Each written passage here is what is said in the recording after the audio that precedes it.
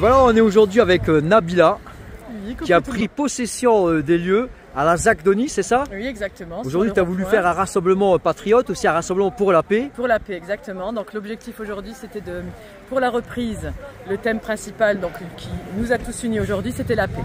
Donc un rassemblement pour la paix, pour la fin des conflits dans le monde, que ce soit la paix donc, par rapport au conflit entre guillemets en Ukraine, le conflit israélo-palestinien et tous les autres conflits qui peuvent malheureusement qui prolifèrent dans le monde. Donc aujourd'hui, le mot d'ordre c'est la paix.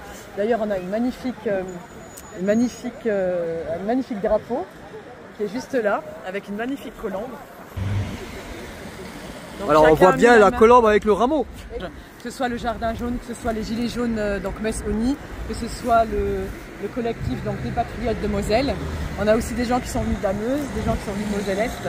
On a des résistants qui sont là depuis le début, les résistants de la première heure à l'époque donc des privations de nos libertés avec donc la pandémie et les restrictions de nos libertés au niveau du pass sanitaire. Donc là on se retrouve des gens qui ne se connaissaient pas d'avant, qui se connaissent donc des mouvements de protestation, de résistance des gilets jaunes, en passant par le pass sanitaire, les anti-vax entre guillemets, les complotistes, et ce qui nous réunit aujourd'hui. Donc tous ces gens qu'on traite entre guillemets d'anti-tout, finalement se réunissent tous pour la paix. Donc voilà. C'est un petit peu les mots du nouveau pape, hein, notre nouveau pape Léon, qui les premiers mots qu'il a dit, c'est que la paix soit avec vous, voilà, et que la paix remplisse cette terre, quoi. Voilà. Et ben, fini tous ces conflits, vraiment la paix, et puis voilà, sans le vouloir, il est en connexion avec vous, voilà. Il est en connexion avec nous. Je pense que c'est un très bon présage que ce soit ce pape-là qui a été désigné. Je pense qu'il ira à l'encontre de ce qui a été déjà fait jusqu'à présent. Et le fait également qu'il ait des origines également françaises, exactement, tu m'enlèves les mots de la bouche, c'est symbolique pour nous et je pense que ça peut être que bénéfique. C'est un très bon présage, je pense, pour l'avenir. Bon, Nabila, oui. Je te connais déjà depuis plusieurs années. Oui. Je sais qu'on a fait des manifestations avec les gilets jaunes à Metz. Oui. Ensuite, avec le pass sanitaire, contre le pass sanitaire, tu étais présent toujours en tête de gondole avec le drapeau français. Toi, je sais que tu aimes la France, tu es patriote. D'ailleurs, tu tiens dans ta main. Voilà, l'Europe tue nos paysans. Oui, voilà. Parce que j'ai des amis paysans qui ont fait le déplacement aujourd'hui et j'avais ramené ce tract justement spécialement pour eux par rapport justement parce qu'une de nos revendications c'est aussi le Frexit, parce qu'effectivement l'Europe nous prend à la gorge, l'Europe nous prend en étau, prend les Français en étau, nous prend en otage.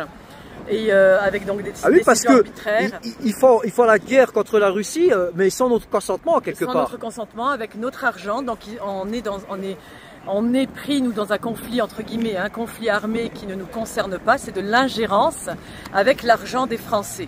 Les Français n'ont rien demandé, les Français veulent la paix, les Français ne sont en guerre avec aucun autre pays, la France n'est pas belligérante, donc je ne comprends pas, vraiment je suis contre, je ne cautionne pas le fait que Macron joue avec notre argent, joue avec notre santé, nous mettre les Français en danger, que ce soit à tous les niveaux, que ce soit au niveau donc sécuritaire, au niveau donc du budget, au niveau donc alimentaire, à tous les niveaux. Et surtout au niveau social et sanitaire, parce que on sait qu'il y a de l'argent pour la guerre, mais pas pour nos hôpitaux. Voilà, c'est exactement ce que j'ai. Parce que je sais que tu travailles à l'hôpital. Oui, exactement. Et donc tu es au quotidien, tu es là au quotidien et tu vois quand même ce qui se passe. Je vois quotidiennement donc les restrictions qu'on a, les fermetures, on n'a plus de blocs, on n'a pas de réa. On laisse les gens dehors, c'est juste pas possible. On n'a même pas le temps de les diagnostiquer. C'est le quotidien des Français, qu'on doit prendre un rendez-vous chez l'ophtalmo pour aller faire... 6-7 mois, le dermato c'est plus d'un an. On a un ami qui est malade, là il a dû repartir chez lui. Les hôpitaux sont devenus des sites fantômes en fait.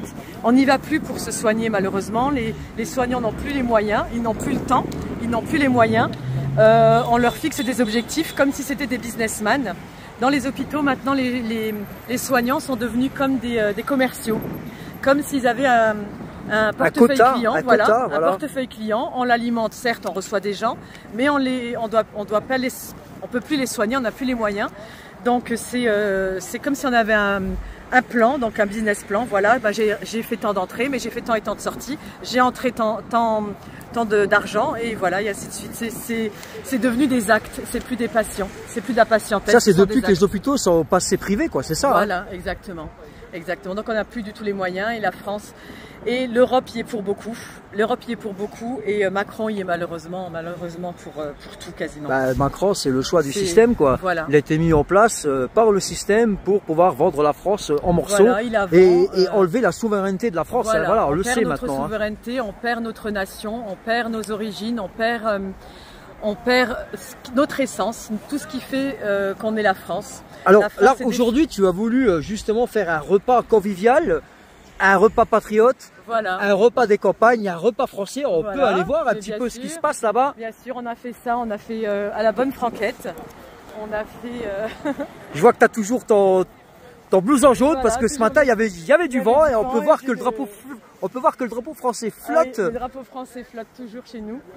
Voilà, donc voilà, ça c'était le repas convivial que tu as fait hein, avec nos amis qui ont répondu présent, voilà. Oui. Écoute, je sais qu'on a fêté l'anniversaire de Eric, je sais que c'est lui le patriote, le référent des patriotes en Moselle, c'est ça hein? Exactement, tout à fait. Et tu as tenu à lui faire cette surprise, il n'était pas au courant. Il n'était pas au courant, il voulait pas, il était un petit peu réticent, mais je me suis dit c'est l'occasion. Joyeux anniversaire!